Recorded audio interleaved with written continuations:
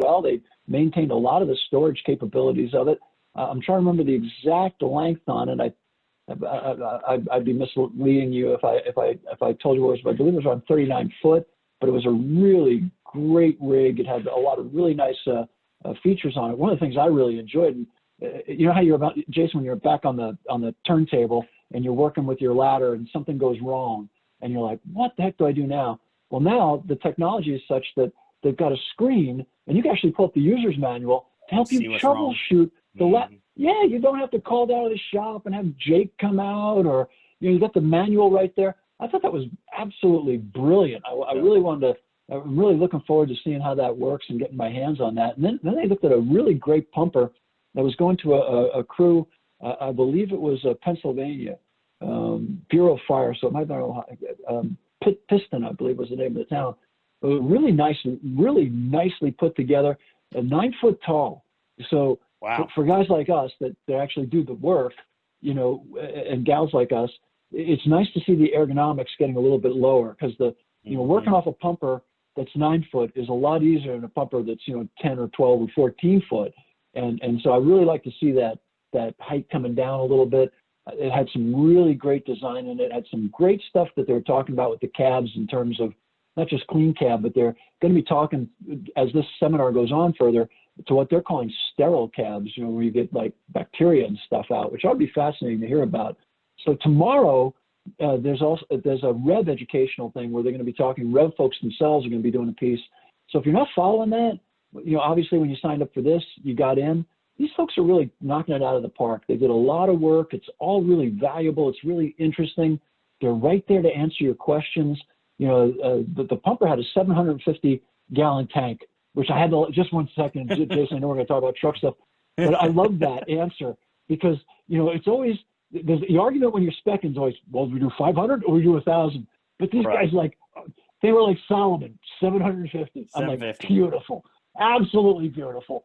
So, hey, thank you, Rev, for doing that. Thanks for having us. This is just a great deal. Let me tell you a little bit about my friend Jason, because I've known Jason for a while here. I know some of you don't.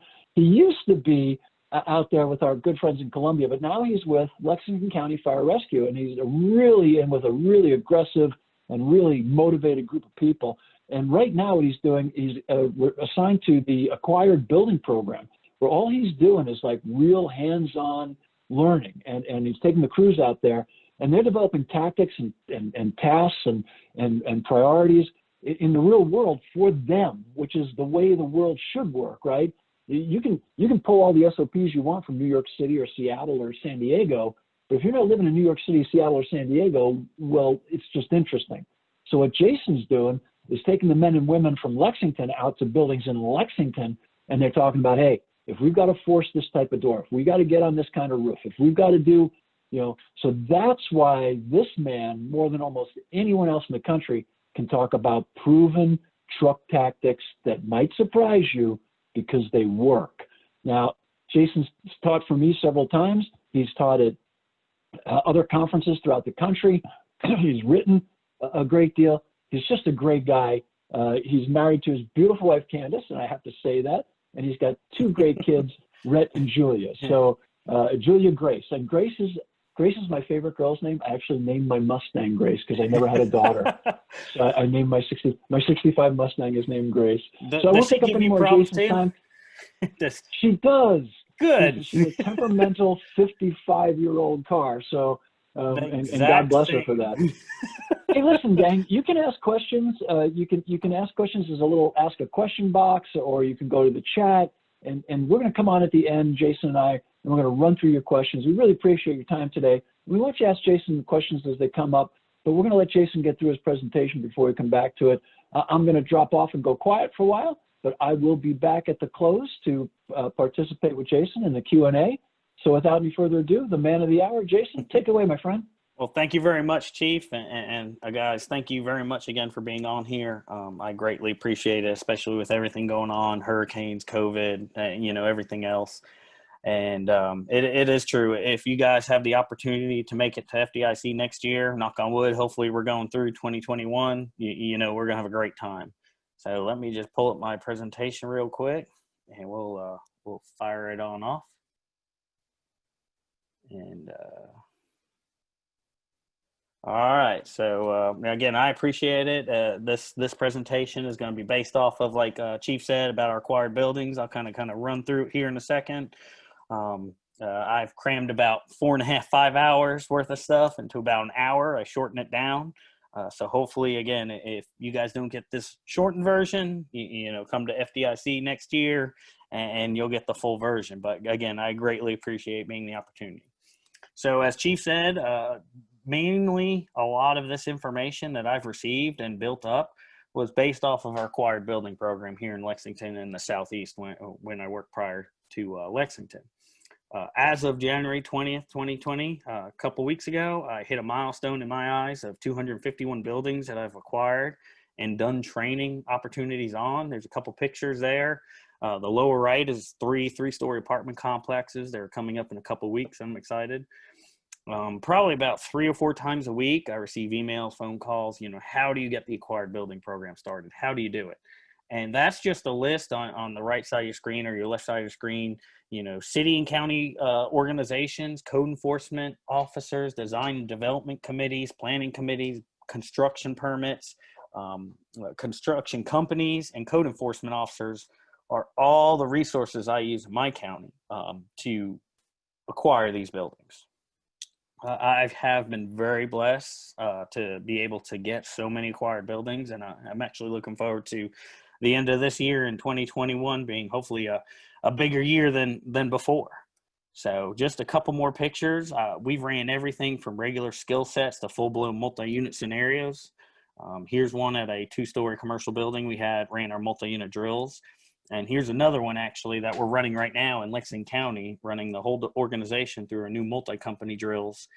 This is actually an old YMCA property that's on 180 acres of land. So we're pretty blessed that we're able to use all of these properties and very excited about the opportunity. So kind of just jumping forward again, kind of go through in the introduction real quick. Without good truck work, the engine's job will be unnecessarily difficult or fail. I will say it. This is one of the few times I do say it. Is one of the most important firefighters on the fire ground is the nozzle firefighter. Without a nozzle firefighter, the fire will not go out.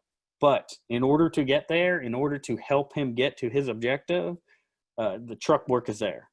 But sometimes, like everything, you got to take a shot at the engine guys. Sometimes engine work is still hard, right? That's it.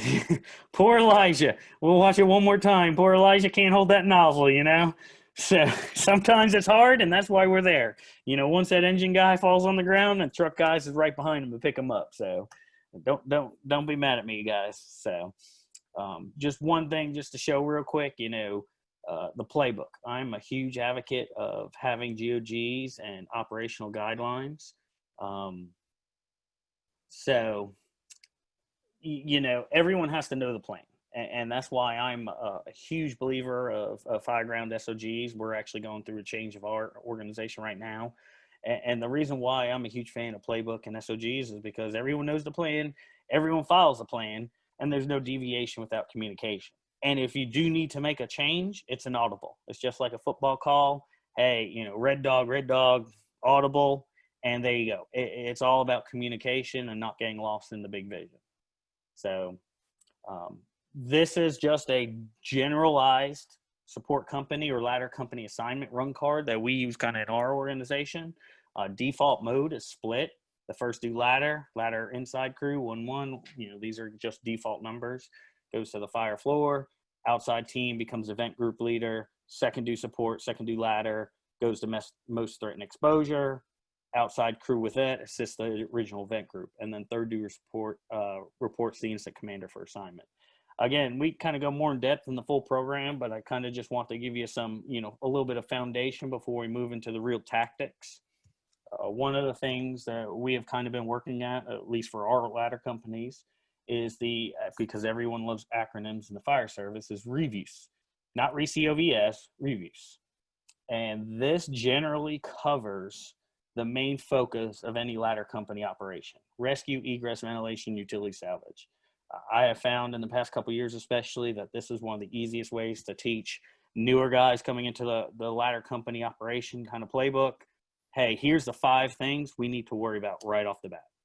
And, you know, ventilation may be more important than egress. Egress may be more ventilation. You know, reviews just sounded good, but again, they're interchangeable. You can make them work out however you need to. So as far as getting to the meat and potatoes, construction. We spend very, very limited time discussing new recruits, experienced firefighters, building constructions. You know, my big saying is, you know, truck company personnel fight the building and the conditions, engine companies fight the fire. And in order for you to be a good quote unquote truck guy, you got to understand building construction. I'm going to show up a book here, you know, Chang's, I know it's backwards, Francis Chang's Building Construction Illustrated, the Roof Perv and William Knight and that group of guys, they got me turned on to that. That is one of the best building construction books that you can buy. Amazon seems to be the cheapest. I would 100% solely get a copy in your firehouse. We got to talk about building construction, because when we go out to these buildings, especially in our area, you will be astonished some of the things that we find. I mean, we're going to have a couple pictures here, but I just got to stress, you know, building construction is the foundation of truck company operations. So kind of with that foundation laid, we're kind of go just straight into the meat and potatoes of it. Forcible entry. I think everyone has heard the terms, you know, shock gap, set force. We're kind of going to it in a minute, but forcible entry itself, you know, shock, gap, set, force. Shock, gap, set, force, basic terms, stick with them. Hit, drive, stop, wedge. When we're actually working the irons, working in conjunction with the Halligan bar, you know, those are the commands. That is one thing, being able to travel and do a lot of instruction as far as forcible entry. You hear people saying, yeah, all right, that's good. Hit, drive, stop, wedge. That's it. Nothing else. Those are the commands, and you say them loud. And you'll see some obviously demonstrations here in a second. And obviously for outward swinging doors, crush, clear, control. And you'll see some demonstrations here in a second. But biggest thing about forcible entry, evaluating the system, overcome mental manipulation, and simple problems require simple solutions. You know, if you look at this picture right here, and I pulled this off of social media, I give credit where credit's due. I don't remember what exactly page I pulled this off of, but I love it because if you look at the back of this, it looks very complicated, you know, it looks scary. But sometimes, you know, one thing building owners will do is they'll load all this stuff up. But when you look at the finite details, you're like, wow, mental manipulation. They're just trying to mess with me mentally. I think we can get through this pretty quickly. We just need maybe a Halligan bar, knock the padlock off, chain off, fence off, and we're in. You know, simple problems require simple solutions. We don't need to overcomplicate it. So here's a video of a couple years back, and you're going to see, again, just some simple forcible entry, keeping it simple.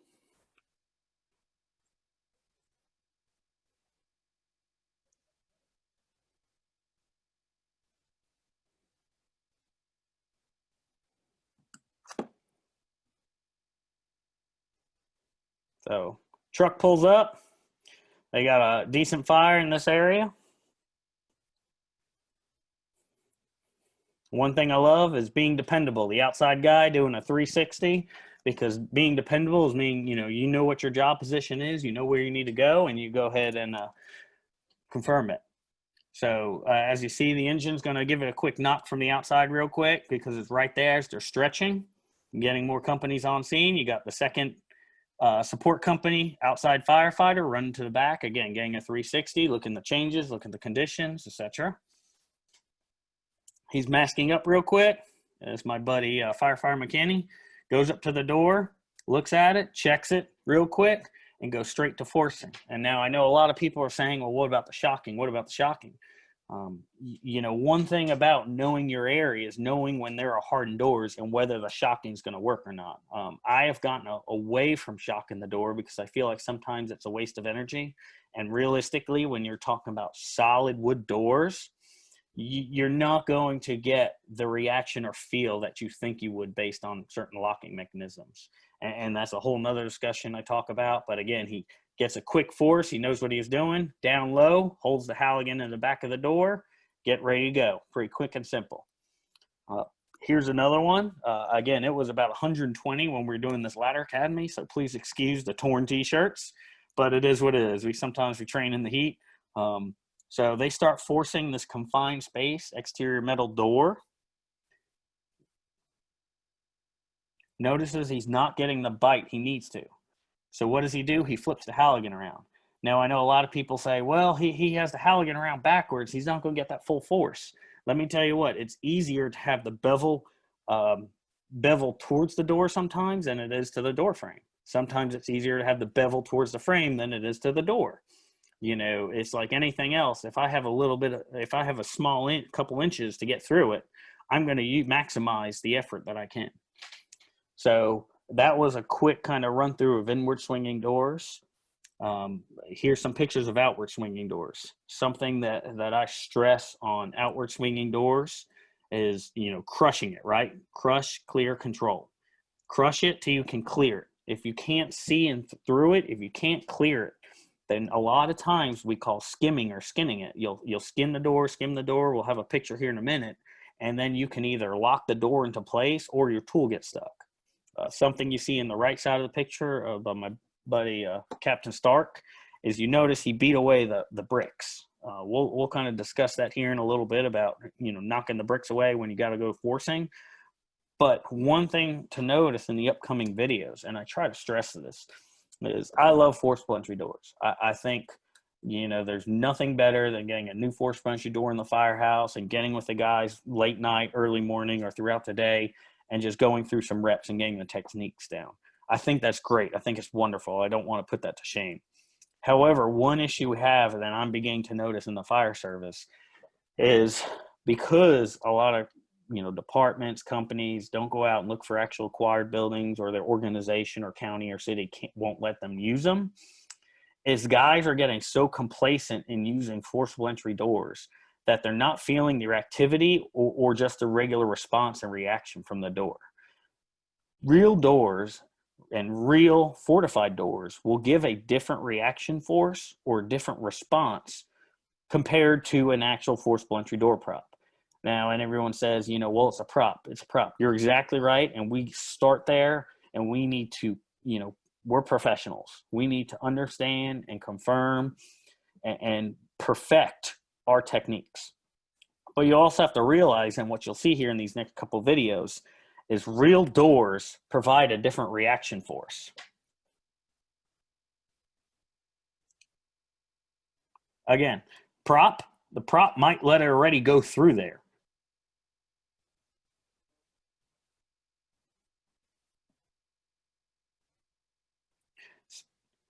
So there you go. Well, here's an outward door that really isn't fortified at all.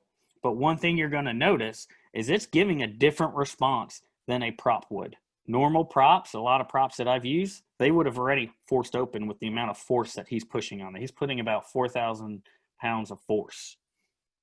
But what happened? This door responded differently. It reacted differently based on where they began the force.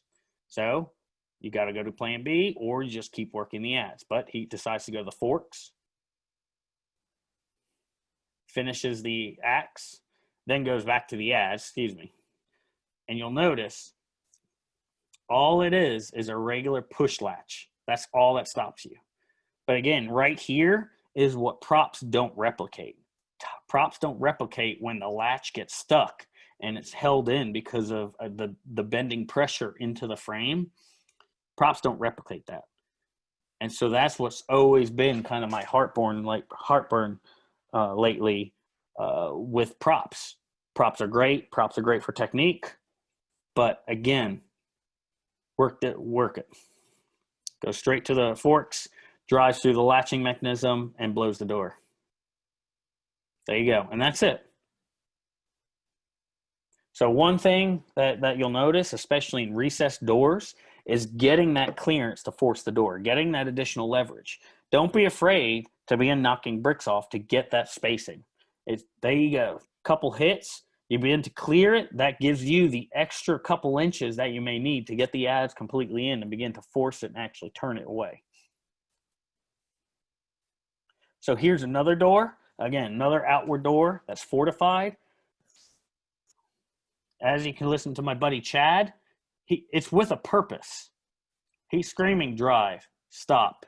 I don't want to be at next to a door with everything else going on and someone say, hit. No, hit, stop.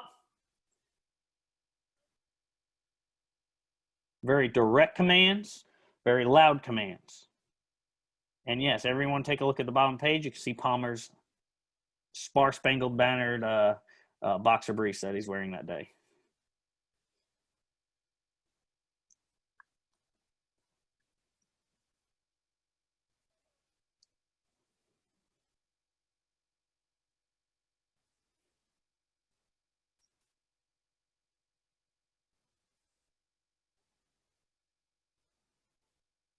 So again, some of the reaction points that you normally don't see in a door prop. These are real doors. And again, all this is a push bar latch. It's a push bar latch with a recessed concrete wall. This was actually an old courthouse. It was solid steel door. And again, you never know what you're going to get into. But sometimes, door props are great.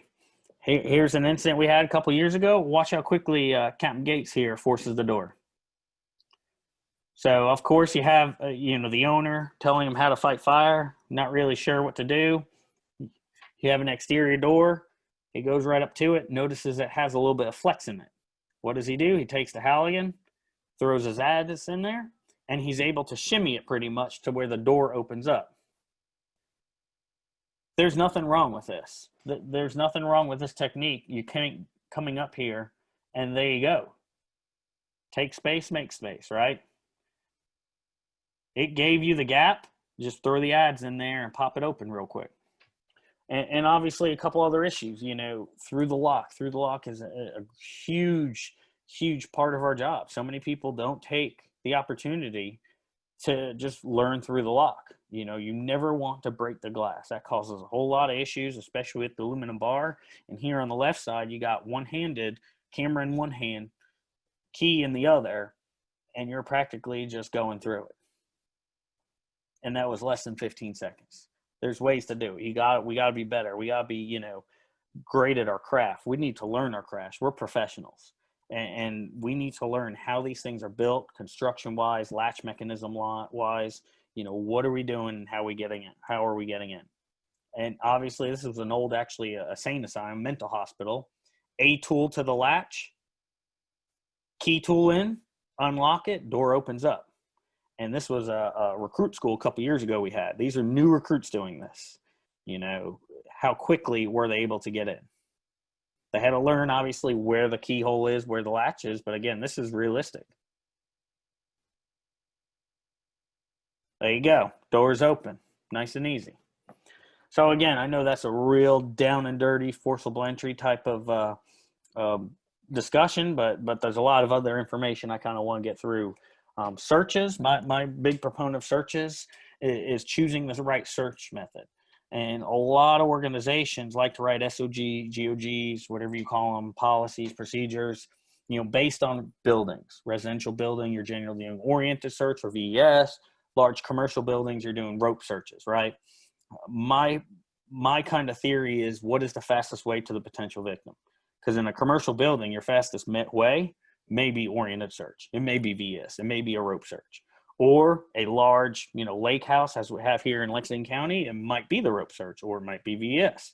The biggest thing that we need to push is, what is the fastest way to the potential victim? Because that's who matters. That is why we're there. We're there to get in there, find them, and get them out. So what is the correct way to get to them the quickest? Most importantly, and what we found in searches, is what we call complete the 90, own the last 6.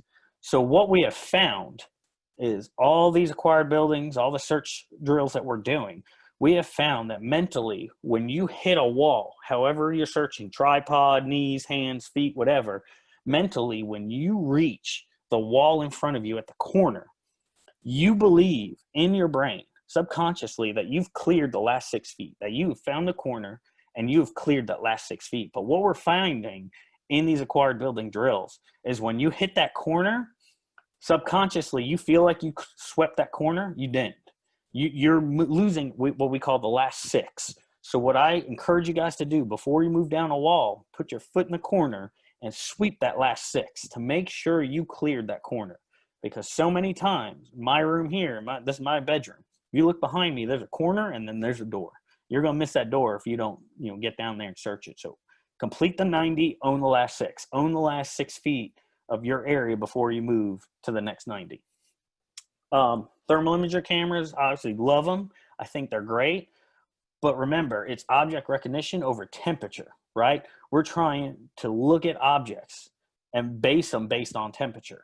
What do victims look like in real fires? I have to give him props. Dustin Martinez from Georgia, one of the best search classes I've ever done in my entire career. If you have the opportunity to take Dustin Martinez search class, he has been at Fdic the past couple of years, take it. I can't stress enough about what real victims look like in ticks. He has all the videos. He has all the pictures. Just remember, though, manual search is still necessary under and around objects. We still have people hitting that doorway, sweeping real quick. Hey, Bill, room's clear. You didn't get behind the bed. You didn't get behind the dresser. Is there a door there? Those are things that won't pick up on the thermal imager camera. So, of course, you go in there, victim located. Now what do? Do you shelter or protect them? This is something new with tight construction, commercial buildings.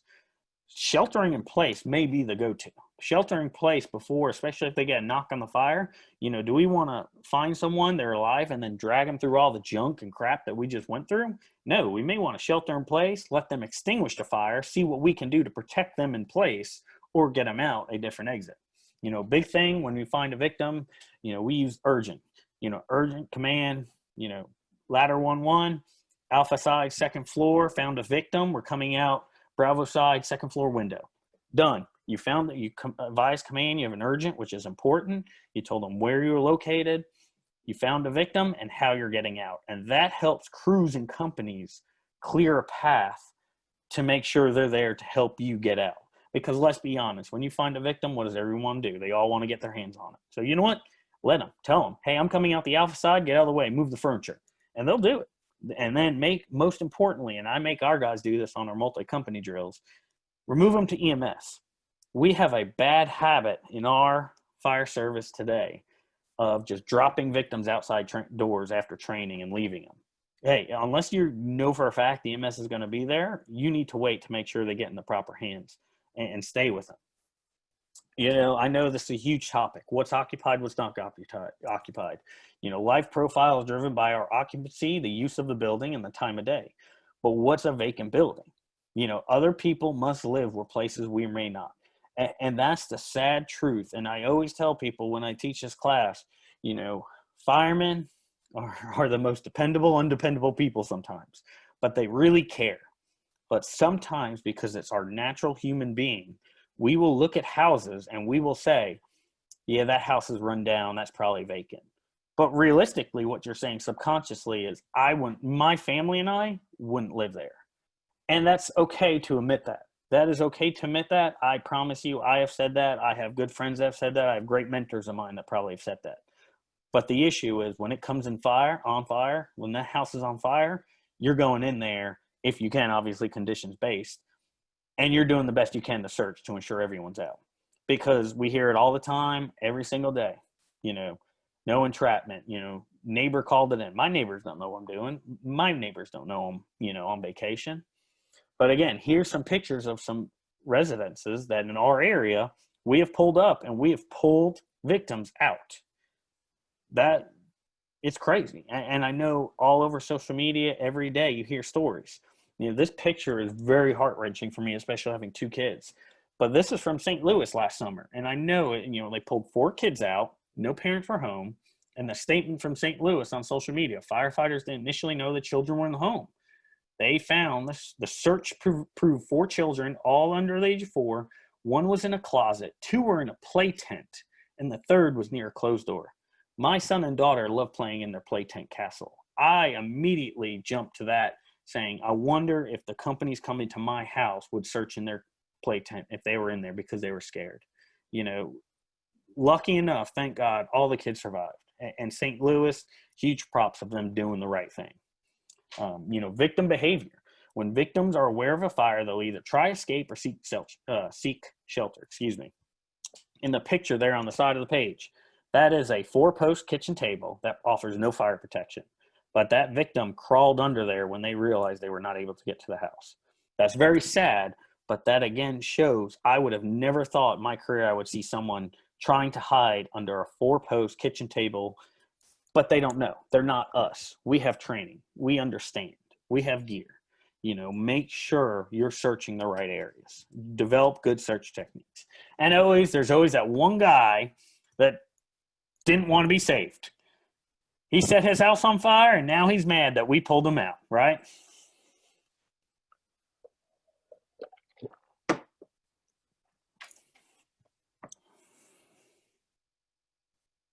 So there's always that one guy.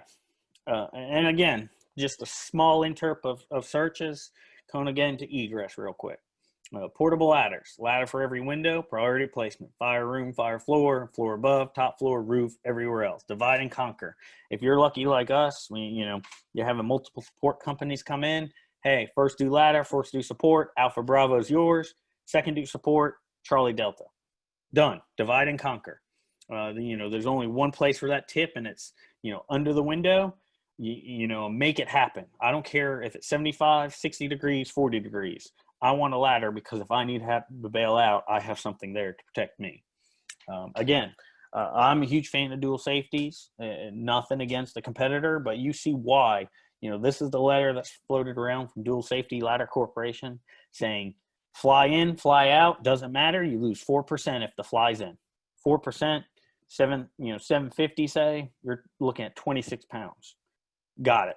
I'm good with that. This information is from Firefighter Rescue Survey over the internet, just showing the portable ladders. Over 843 rescues documented. This was as of July 1st. 77% were ground ladders, 4% were aerial ladders. Survival rate was 74% ground ladder, 25% aerial ladder. And they just go into the numbers. First floor, 523, second floor, 261, third floor, 45. And you can obviously read there, but what I need to stress is ladders are important. Those are one of the easiest drills, the easiest ways to get some training in. And it seems like so many firefighters are afraid to go out in the bay and pull a ladder out and throw it. Why? Because you're going to mess it up? Who cares? You mess it up, you do it over again. You make yourself better. So again, just some pictures after training. This is what it looks like. I'm very proud of my organization for being able, to prove that point. Something I like to just kind of make, aware, kind of that foundation baseline is egress issues. Egress versus access. Egress are window bars, anything that might hamper our safety. Access is what, say, the RIT team or FAST team will do. Making access to the door, softening the door. So that way we have a, differential of access versus egress. Egress is a safety issue. I recommend anyone, urgent to the IC command, urgent, ladder 2 outside vent. We have window bars. That becomes a priority of the outside vent team because those will keep you inside. Those will kill us. And you'll see some demonstrations here in a minute of some of the acquired building stuff and the videos. All different types of designs. They may assign additional resource or reconsider the mode or tactics. So one thing, and anyone that knows me, I harp on this all the time. There's a difference between inboard and outboard rotary saws. You should be proficient at 16 positions to operate them. You have vertical and horizontal, right-handed, left-handed, above you, shoulder, hip, knee, floor. If you are not proficient with all 16 positions, I don't want to hear about it. I don't want to hear you signing up for this advanced school or something like that. That's our profession. I have seen some weird positions and people get hurt because they refuse to cut with their left hand because they're right-handed, or their left hand don't want to cut right-handed. We should be 100. We are professionals, and I say it all the time. We are professionals, and you should be proficient at cutting at all angles, all positions, right-handed, left-handed, vertical, horizontal. I don't want to hear. Roll-up doors. Here's some of the things. Now we're getting into the meat and potatoes of the data that we've received. We've used over 40 roll-up doors. The A or TP cut, the pros is it's 2 cut, quick water on the fire. The average cut we found was 24 seconds. The con is a small cut. I tell people based on your size is based on your TP cut. If you're tall and skinny, it's going to be tall and skinny. If you're short and fat, it's going to be short and fat. I'm not a proponent of it, and I'll show you why. 24 seconds, you get an A or TP cut. Box cut, generally 3 or 4 cuts. The average time we found over 40 doors is 1 minute and 16 seconds. Gives you the maximum space, maximum safety. The door has the chance of opening. And obviously the big thing is cutting that brace, as you see in that right-hand picture, cutting that lower brace to ensure the door pops open. So again, just the comparison. Box cut on the right, TP on the left. That's it. We're talking 40-something seconds different. 40 seconds means a huge, huge difference. And you can see which door is everyone working under. Self-explanatory. Again, another picture from a different building. It is what it is. This is from a video that I actually pulled off of YouTube from Richmond, California. This is the slat cut. 1 cut in the middle, actually 3/4 of the way over, down, pulls it, very quick. We're talking very, very quick. And here's a quick video from one of our truck schools when I was at our former organization, Columbia. You can see these are 2 new firefighters starting on one of the doors. She cuts about 3/4 of the way in because of the recessed door. Once she gets it in, she hits the Halligan bar, the horn of it, into the spot, and they begin to strike it a couple times to open it up. And I'll be quiet here for an actual second and actually let you guys watch it.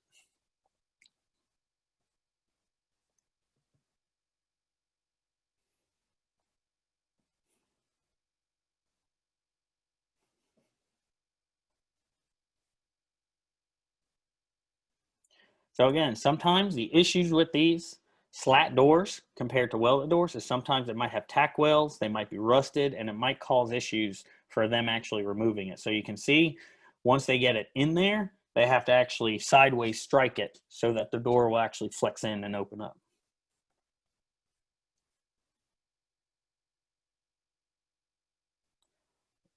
Once they get it, they pull the other side and the door actually shifts open to actually open the complete space.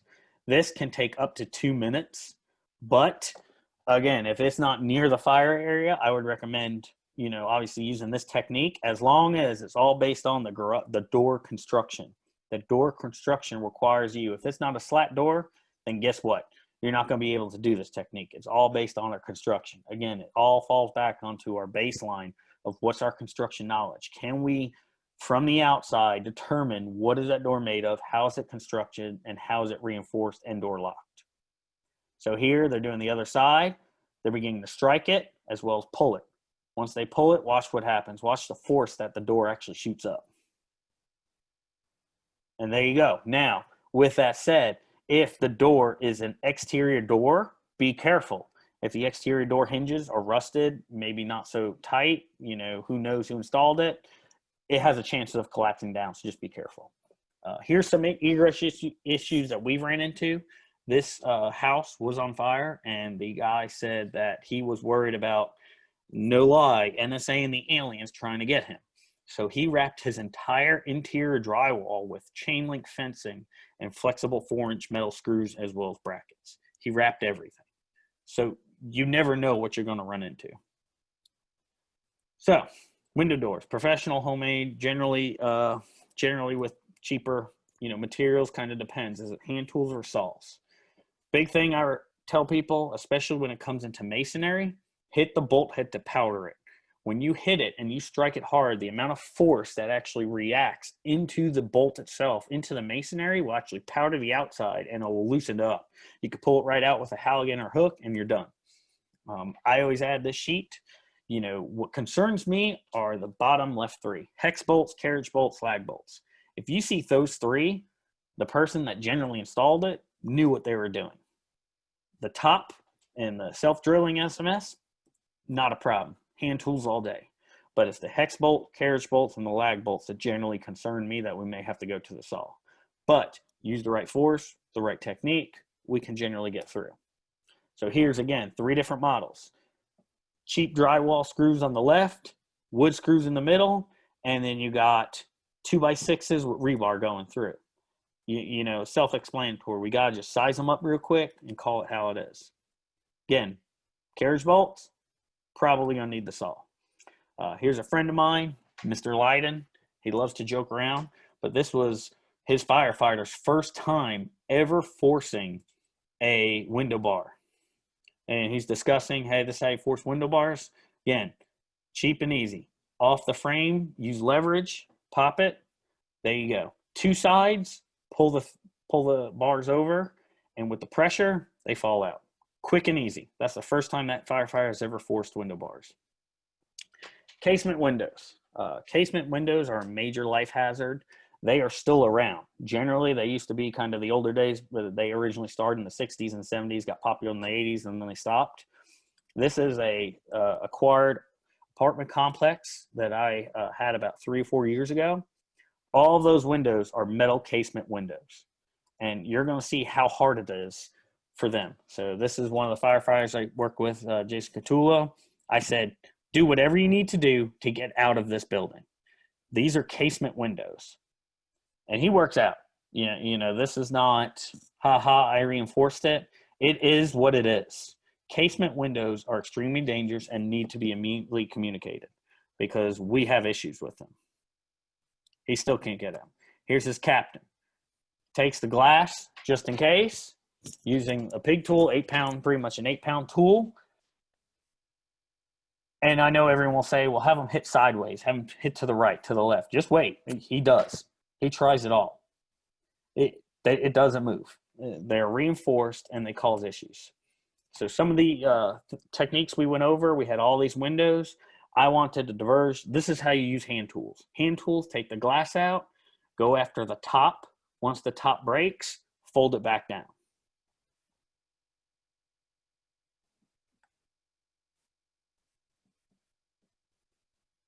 Glass is out. Bend it right below. Again, you don't want to hit at the joint. You want to hit right underneath.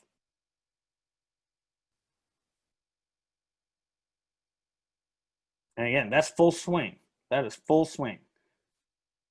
There you go. Finally got it broken. You can go on down and you begin to work it out. Rotary saw, using a small ladder, VS ladder, etc. Don't worry about the glass. Let the saw do its work. Obviously, a safety protection on, safety glasses, gloves, but it still takes a minute. Definitely rotary saws are easier than hand tools, but it's still going to take a minute, as you can see here. The technique we found that works all the time, 100%, as you'll see right here, is hydraulics. You know, hydraulics are the new thing. But the issue is, and the reason why I tell people is, even though hydraulics work extremely quickly, we're talking less than a minute, as you'll see right here, not every fire company has access to hydraulics. So you have to understand the information and instruction on hand tools, rotary saws, and hydraulics. Personally, hydraulics would be number 1, rotary saw would be number 2, hand tools would be number 3. But again, not every company has hydraulics. We used an assortment of Sawzalls, Ajax tools, band saws. It just didn't work. Hydraulics was the quickest and easiest way to obviously get it out. And here's the newer versions of casement windows. These are actually vinyl covered metal casement windows. This was a second floor house that we had. And again, issues. We had issues with getting them. Got to call IC, you got to make an urgent. I know I've been talking for a while, so I'm kind of just trying to run as fast as I can. Lexan coverings are big in our area. Vacant buildings, they want them to look aesthetically pleasing, so they put Lexan covering. It's a plastic, high impact strength, about 1/4 of an inch. Here's us. We got some demos of it. We started cutting to see, hey, what will it do? What are our options of cutting? Just a quick video of a carbide tip blade going at it. But here's what we found. Multi-purpose rotary bullet carbide tip and the chainsaw. Chainsaw was very dangerous and knocked all the teeth out, didn't work. We found the carbide tip and the multi-purpose blade are the best ones to go at. If you look at the top picture, that is an older style bullet chain. The Lexan actually adhesed itself into the middle of the teeth and the chain was inaccessible. So right off the bat, multi-purpose rotary saw, carbide tip, way to go on Lexan coverings on windows. We have been testing some of the battery operated saws. I think battery operated saws, are they the future? Sure. Are they great for smaller things? Window coverings, doors, stuff like that? Great. The issue we're having now is right here, carriage bolts. Get into the carriage bolt, pressure of the door hits it, and you'll see here in just a second, the blade locks up. So I am very hesitant still on picking a battery saw over the gas RPM strength of a regular saw. There you go. Locks up, and the carriage bolt isn't even cut through yet. So I know I've kind of gone through that fast. I apologize. Try to cram a lot of information. This is really the part that a lot of people kind of get excited about is our roof operations. Just general size up, know what you're dealing with, know the decking, know the construction, right? You know, what equipment and tools do you bring? Have a plan and then have the audible. You know, I'm huge on roof reports, the initial roof report, what type of roof, condition of the roof, and what you're doing. Then the follow-up is where are you cutting? What do you need? What's the material? Roof load? Maybe give me a blueprint if you need to. Traveling on roof. I deem roofs as walkable or unwalkable, and we'll get to that in a second. You know, so many people throw roof ladders and they let the roof ladder take the effectiveness of the tactic out. You know what that roof ladder is capable of. So here is a drawing that I did on a whiteboard, and I'm really too lazy, honestly, to rewrite it into a slide. It is what it is. All firemen are lazy at some point. So here's the thing about gusset plates. Gusset plates, you know, when I came up through the fire service, and this is something I get lots of nasty emails about. When I came through the fire service, everyone said, don't trust a truss. I'm not saying don't trust a truss, but you have to understand what the truss are capable of. Gusset plates will not fail before decking will. Decking will fail before truss will. And if you look at this through multiple people, multiple scientists, multiple construction companies, if you look at the bottom left, you see the 3 layers. That is the 3 layers of gusset plates. Gusset plates are made of a zinc layer, a zinc alloy, and a small steel. It begins to separate at 480 degrees. It fails at 30% of its strength at 930 degrees. Decking fails 50% loss at 302 and degrades 80% at 392. So 392 degrees, decking is 80% degrading. 480 degrees, gusset plates begin to fail. And just so you know, when gusset plates have reached 1,000 degrees and actually have failed, in labs, not in real life yet, in labs, they have found carbon damage on the layers itself, but the second layer was still intact. So I just encourage you guys, you know, take the information, review it, look at it, think about the last fire you went to. Was there decking? Did the truss fail before the decking? Generally, if the truss fails before decking, there was something with the decking that prevented it from bending out. So just, you know, be smart about it. This is something that I've recently just worked on, roof ladders. Using weight plates, load cells, and a whole lot of scientific stuff that a lot of people help me with. You know, the information there is showing that a 200-pound firefighter climbing a roof ladder exerted more weight on one side of the roof ladder when he got off to cut than actually the roof ladder dispersing the weight. And this is because on this building that we used did not have a ridge pole. The ridge pole pretty much the ridge pole allows the weight to disperse through the roof ladder itself. If your building does not have a ridge pole and it is truss construction, so it's open on the top, you will disperse more weight on a roof ladder than actually just going up there, sounding properly, because sounding is the most important fundamental tactic of vertical ventilation, cutting, and then getting back down. You will take more time and it's more dangerous using a roof ladder. If you want to argue with me that all day, I'll take it to the bank. Let's go. Couple tactics is skirts. Again, acronyms. Everyone loves acronyms. Sounding, fire knowledge, interior reports, roof division, using a tick, and, you know, smoke indicator holes. But big thing is don't piece it together. This is some basic construction that we run into. Multiple layers of sheathing, OSB, knee walls, attic spaces, built up roofs. We have lots of built up roofs here, concrete. There's some stuff we actually just cut 2 weeks ago, you know. You have the membrane then you have fiberboard or chip lath, then you have lightweight concrete, and then you have the base decking, which is either metal, wood, or concrete. That's 6.5 inches of lightweight concrete. Got through it very quick. That's my arm, and that's 6 layers of fiberboard. They do what they do. There's very relaxed on building construction down here. Some more pictures of built up roofs and cuts. So here's the thing: roll 3 or roll 2, cut 2. Single most easiest way to cut a peaked wood roof. Here's a quick video, and I know we're kind of running short on time, so I'm kind of blow through this real quick. The guys out west show these tactics to us. You know, roll to 3, cut 3.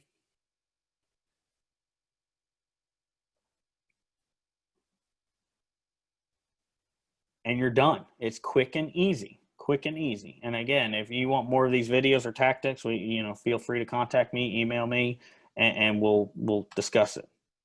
So again, the roll 2, cut 3, it's the same thing. Roll 2, cut 3, roll 3, cut 3, whatever you want to call it. You pretty much back feed, roll to the 3rd joist, and cut down. He rolls to the 3rd. He cuts 3 downward cuts. Some people call them dicing. I call them downward cuts. He cuts the 3rd, opens it up,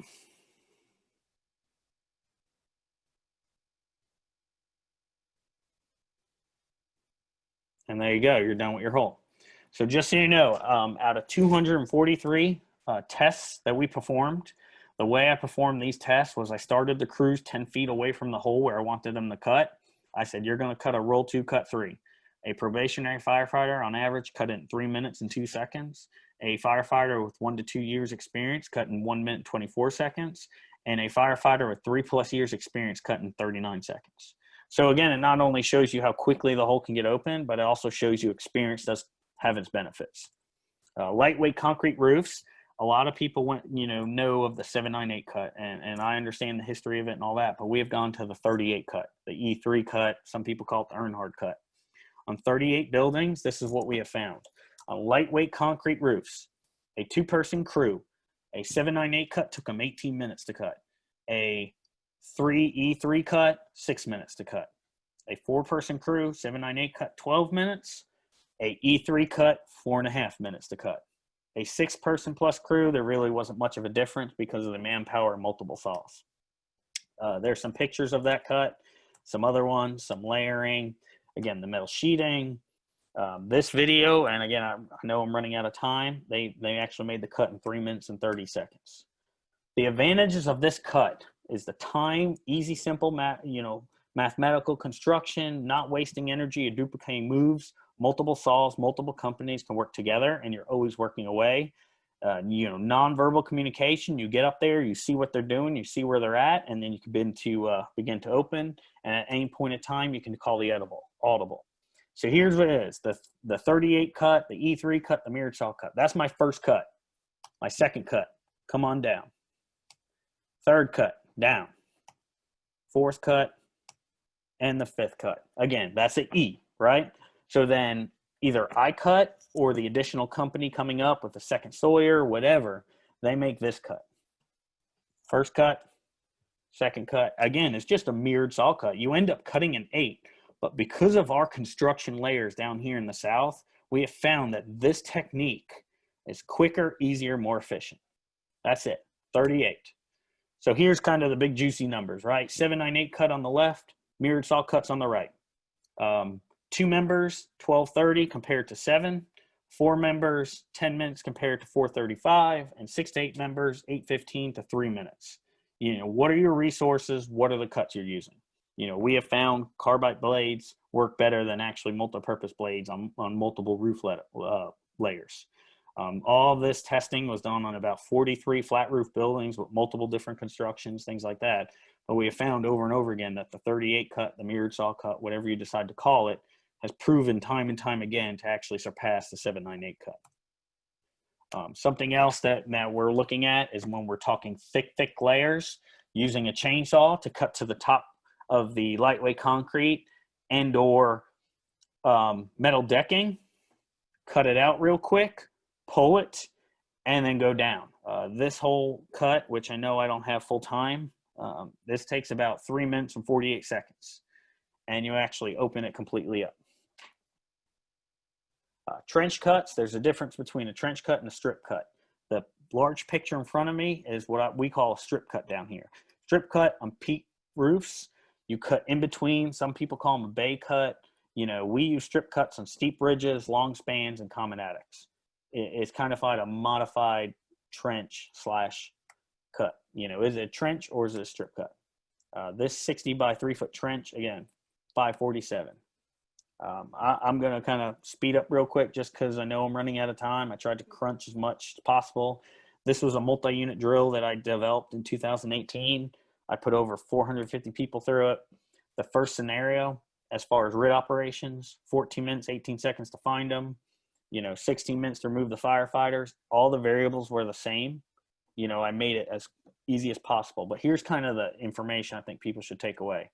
96% of the crews that made contact with the downed firefighter were on the second floor operating, and it took them, about 18-1.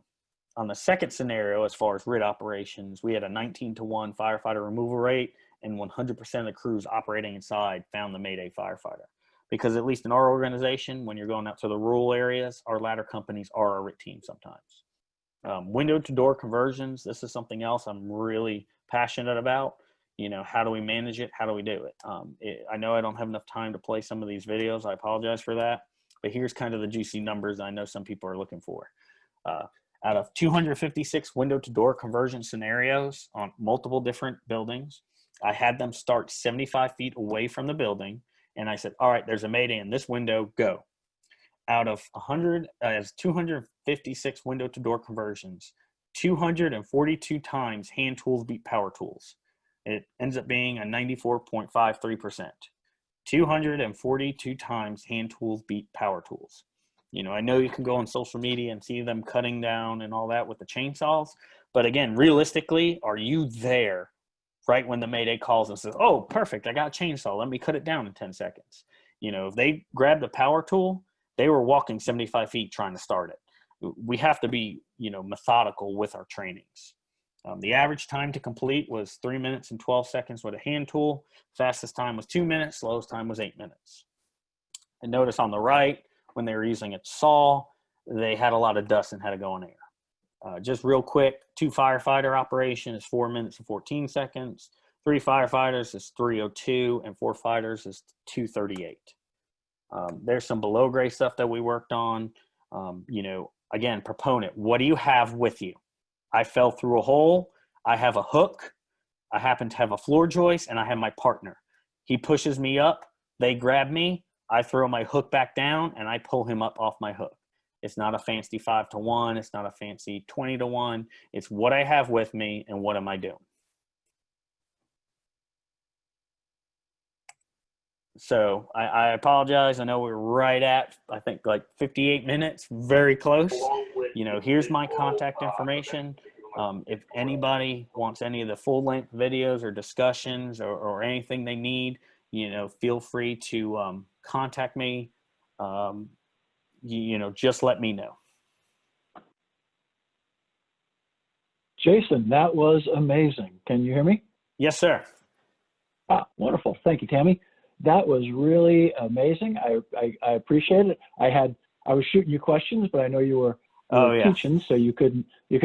I thought I really got into the when you were doing your E3 cuts. I was like, okay, this is some pretty smart stuff. Because the point is how simple to remember, right? Right. So many times we have these wonderful acronyms or whatever, right. But when you're trying to remember them, they're senseless. You know what I mean?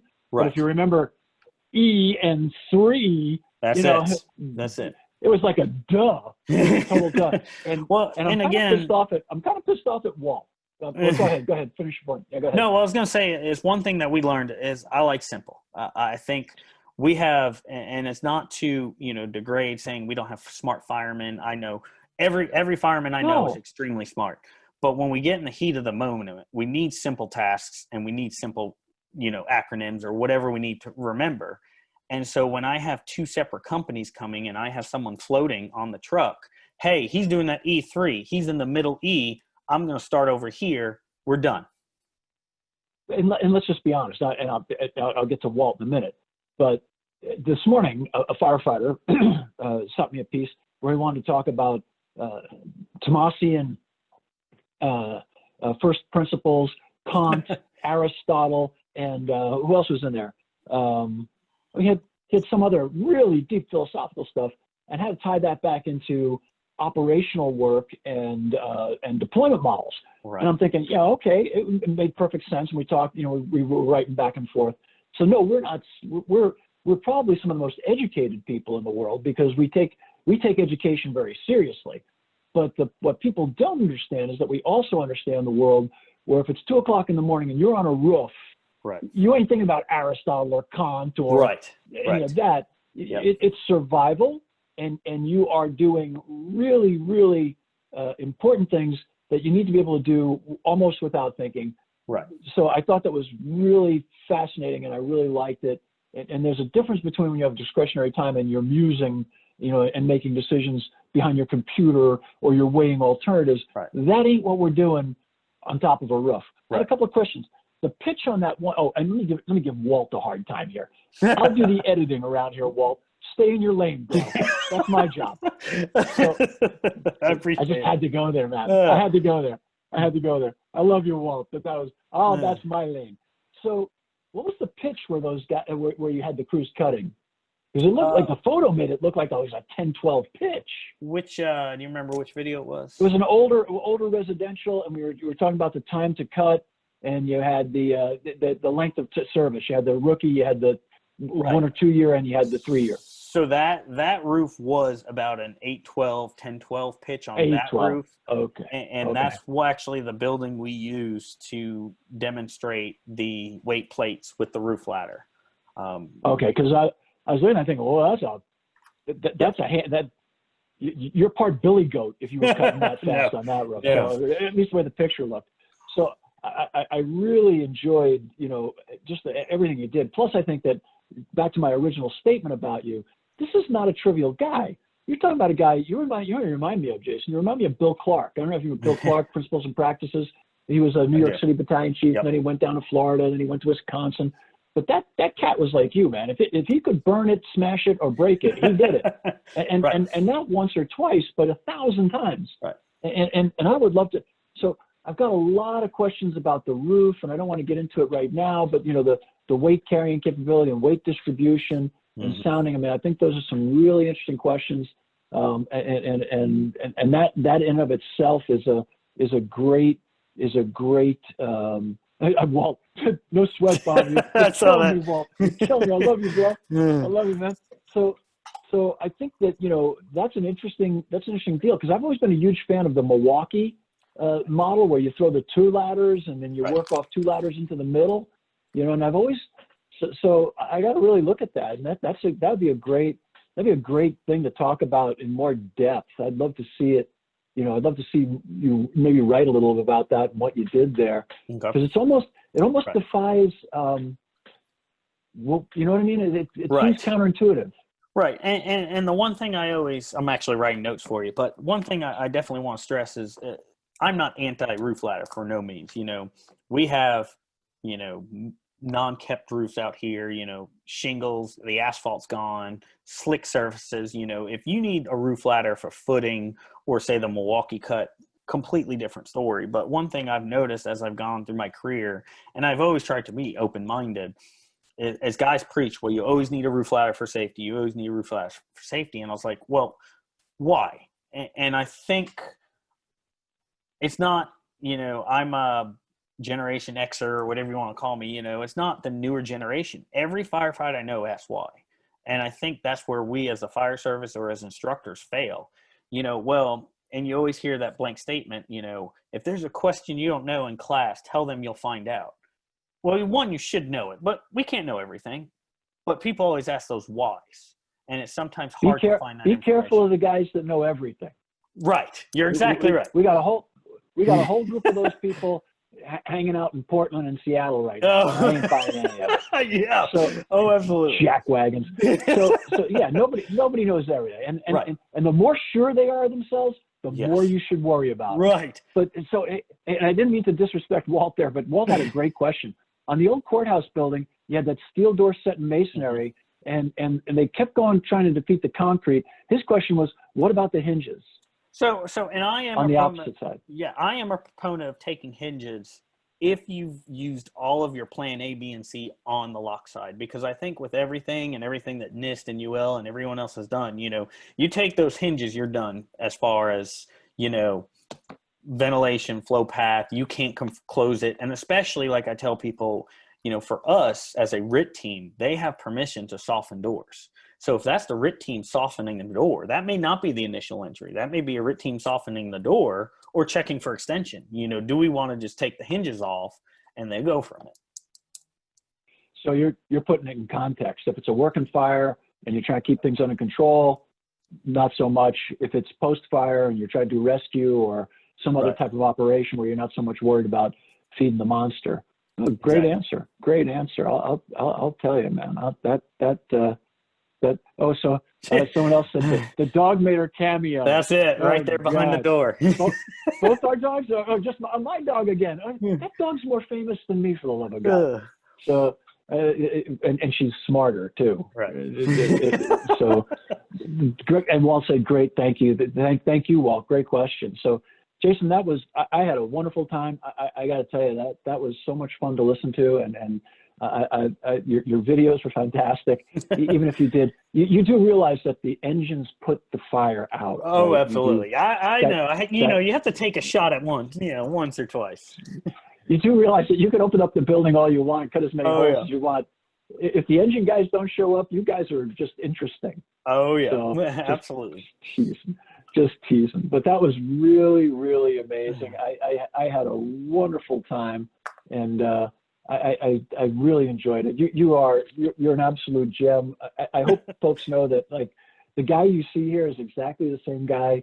If you get down to Lexington, it's exactly the same guy. I've seen him at FDIC, and it's just like he's the same bubbly, happy, easygoing, smart, self-effacing character that you see right here. He really now is you're going too far. Guy. And, no, you're really you're going too far. You're but I enjoy. I will say it's like everything. Everyone says it all the time. So let me ask you this: how open are your bosses to folks like me and others coming down there from time to time and just kind of watching what you're doing? Anyone that will contact me, you are invited to come. There is no. Really? I will not say no, especially when it's an opportunity for someone to come down and learn something. There's some paperwork you may have to do to come participate. Oh yeah, no. But we have like I said, we have buildings rotating all the time, every week. Come on down. There's always paperwork because we still have lawyers. Oh yeah. But but it would be awesome to watch you and your folks go through some of the work that you're doing, and just to sit down and spend a day with you or so, and God bless your town for letting you do all this. And congratulations on your position. And I really don't think they could have picked a better guy. Hey, listen, I'm going to wrap it up. Jason put his contact stuff up there again. Jason, what was the email again if people want to email you? It's either jasonjonitas@yahoo.com or jjjonitas@lexco.com. I can throw it here in the chat real quick. Okay, just throw it up in the chat so folks have it. And listen, tomorrow the Rev folks have some more education going on. They have a great session planned for you tomorrow. Make sure you see it. There's archived stuff on the 3 previous weeks, but today, the KME folks had some great rigs up there. An aerial that's well worth looking at, especially after Jason's talk. There was an aerial there that really was just the cat's pajamas, man. It was a beautiful rig, and they also had a pumper which actually puts fire out. That was you saw little Johnny in the beginning. Hey, you're killing me. You're killing me, bro. You're killing me. So the 2 great rigs to look at from this morning. They had the folks on last week from Ferrara had some great rigs up also. You want to take a look at. These folks have just been knocking it out of the park, and they're real friends of the fire service. The Rev Fire Group, they've got 5 great brands. They've got Smeal, they've got Spartan, they've got KME. I know I'm forgetting somebody, Ferrara. So these folks, they're highlighting all their brands. They're showing you their innovations. Their folks are right there. They're engineers. They're salespeople. We did a class on financing the other day. which if you're going to buy a rig, they answered more questions in 45 minutes about how to buy rigs Oh yeah. than I've ever heard in my entire life. The two cats who are on there, don't get old. My memory's shot. That and a lot of drugs in the 60s.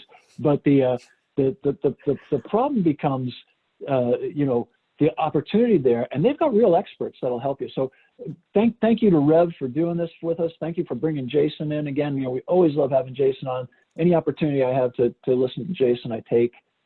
Just a true gentleman, true gift to the fire service, and really it was just a wonderful time. Hey, listen, everybody, we got to let you run. Thank you to Rev.